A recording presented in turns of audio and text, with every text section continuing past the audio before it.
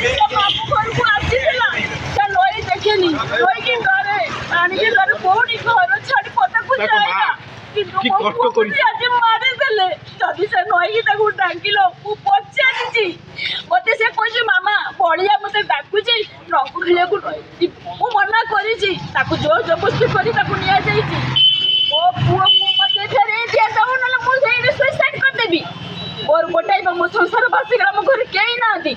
ମୁଁ heart patient ଜଣେ ମା କେମିତି ତା ପୁଅକୁ ଛାଡ଼ିକିରି ରହିବ କାହିଁକି ଡାକି ନା କୋଉ କାରଣ ଡାକି ନା ମୋ ପୁଅ କ'ଣ ଦୋଷ କରିଥିଲା ମତେ ଡାକୁଛ କାହିଁକି ମୋ ପୁଅକୁ ତମେ ମାରିଦେଲ ଯଦି ନଈରେ ବୁଡ଼ି ଗଲା ତମେ ତାକୁ ଉଦ୍ଧାର କଲନି କି କାହାକୁ ଡାକିଲନି ଭାବିବା କଥା ମୋ ଛୁଆକୁ ଯାଇ ବାବୁ ଘରକୁ ଯାଇକି ବୁଲିବା ପାଇଁ ତମେ ତାକୁ ମାରିଦେଲ ମୁଁ ଗୋଟେ ଦିନ ଗୋଟେ ରାତି ଖୋଜିଛି ତଥାପି ସେ ଖବର କହିଲାନି ଘରୁ ବାହାରିଲାନି ଯଦି ବୁଡ଼ି ଗଲା ତୋତେ ମୋ ମାଉସୀ ମା ତ ଗୋଡ଼ ଧରୁଛି ବଳିଆ କୋଉଠି ଆଇସୁ ଅଛି କହ ନା ମୁଁ ଆଇସୁ ପାଖରେ ଯାଇନି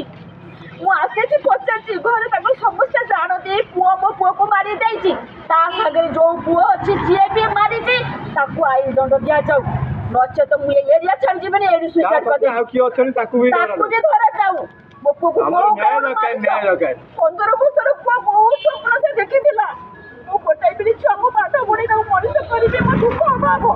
କାହିଁକି ମୋ ପୁଅକୁ ପାଇ ଆମ ପିଲାମାନେ ଏମିତି କରୁଥିବେ ପୁଅକୁ ମତେ ଦିଆଯାଉ ଆଜିକି 5 ଦିନର ମୋ ଆଖି ବାଜି ନିଦ ହଜେଇ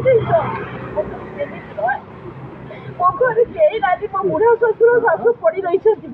କାହାକୁ ନେଇ ରହିବେ ତୁ ସାଙ୍ଗ ହେଇ ଛୋଟ ବେଳୁ ସାଙ୍ଗ ହେଇଛନ୍ତି ତାକୁ ମାରିଦେବୁ କାହିଁକି ନଈରେ ବୁଡ଼େଇଲୁ ସେ ନଈକି ଡରେ ତାକୁ ପ୍ରୟୋଜନ ଦିଆଯାଉ ନା ନଈରେ ବୁଡ଼େଇ ମାରାଯାଉ କାହିଁକି ତମେ ମତେ ମାଇଲ ମୋ ପୁଅକୁ କାହିଁକି ମାରି